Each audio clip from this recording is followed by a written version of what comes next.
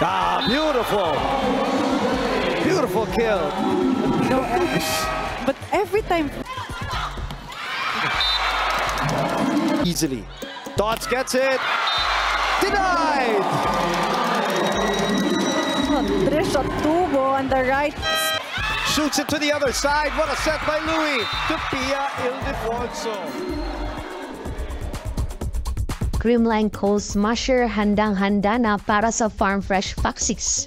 Tubo papakabahin ang CCS. Gemalay at Carlos bibigyan ng leksyon ang Farm Fresh. Isang maligayang araw sa lahat. Bago natin simulan na muna kalimutan mag-like, share, subscribe at paki-spike na notification bell para maging updated ka sa ating mga video.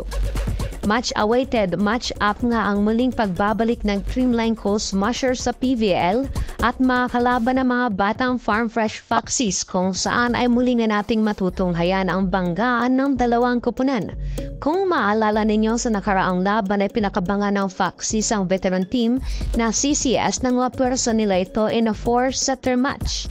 Pero sa ngayon ay mukhang handa-handa na muli ang Creamline na harapin at pinaghahandaan na nga nila ito for how long sila nag-aantay para sa conference na ito. Isa nga sa inabangan ng mga fans kung sino naman kaya magiging starter ni Coach Sherwin. Dahil knowing Coach na hindi siya nakafocus sa isang core lang, kundi lahat ng players nito ay nabibigyan ito ng tsansang patunayan ang kanilang husay sa laro. Hindi naman kasi nagbabari sa kung sino ang starter ng CCS dahil kaya naman nilang panindigan sa loob ng court kung paano nito bibigyan ng hustisya ang kanilang laro. Samantala ay mukhang sasabayan rin ng Foxes ang paghahanda ng CCS. Knowing Foxes are now having a Japanese consultant na nakafocus sa growth ng team. Maliban rito ay isa na ata ito sa team to watch out kasi lahat ng composed ng players rito ay mga bata pa at papunta pa lamang sa kanilang peak ng kanilang laro. They might be getting lost against CCS pero magiging iba na nga kumpiyansa nito after sa laban nito sa Creamline. We will be expecting Tubo, Santiago at Romero na may triple power para sa Farm Fresh since sila naman talaga nabigyan ng focus ni Coach Jerry since day 1 sa pagbuo ng team na ito. While on the Creamline side, it will be Valdez, Galanza at Carlos.